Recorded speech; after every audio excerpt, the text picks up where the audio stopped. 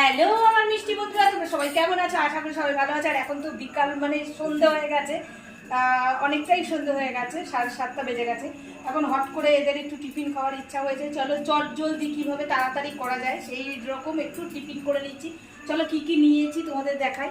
এখানে নিয়ে নিয়েছি একটা সুজির প্যাকেট, এই দেখো একটা সুজির প্যাকেট নিয়ে নিয়েছি। তারপরে এখানে আছে আলু, এখানে আছে পেঁয়াজ, আর এখানে আছে কাঁচা লঙ্কা, আর এখানে আছে ধনেপাতা কুচি।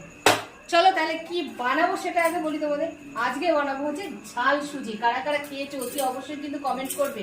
চলো আমি বানাতে থাকি আর তোমরা সাথে থাকো।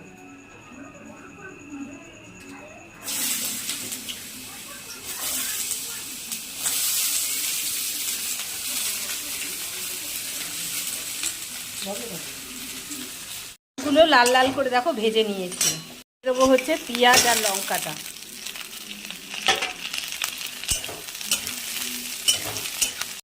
বন্ধুরা আমি সুজিটা নিয়ে নিয়েছি, দেখো পরিষ্কার একদম ঝকঝকে সুজি।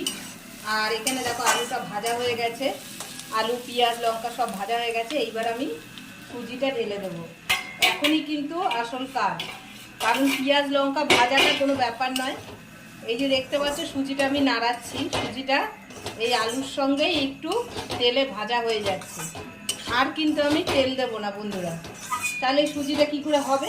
সুজিটা নইলে তো হবে না। চলো তাহলে কীভাবে হবে তোমাদের সুজিটা ভাজা হোক, তারপরে আমি দেখাচ্ছি। দেখো সুজিটা আস্তে আস্তে ভাজা ভাজা হয়ে আসছে।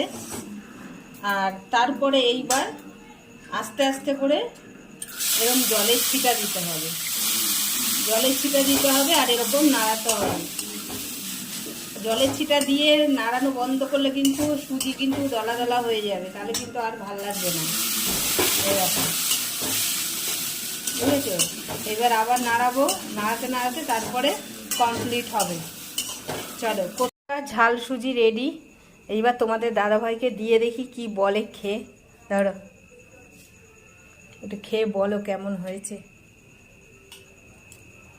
গরম আছে কিন্তু, খুব গরম।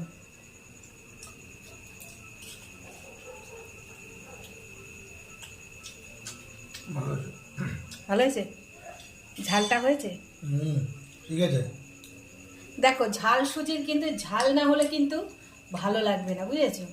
এরম করে ওপর থেকে পেঁয়াজ কাঁচা লঙ্কা আর ধনেপাতা ছড়িয়ে খাবে, হেবি সুন্দর লাগবে। দেখতে পাচ্ছ কত সুন্দর লাগবে। চলো আজকের মতন ভিডিওটা টাটা দিয়ে দাও।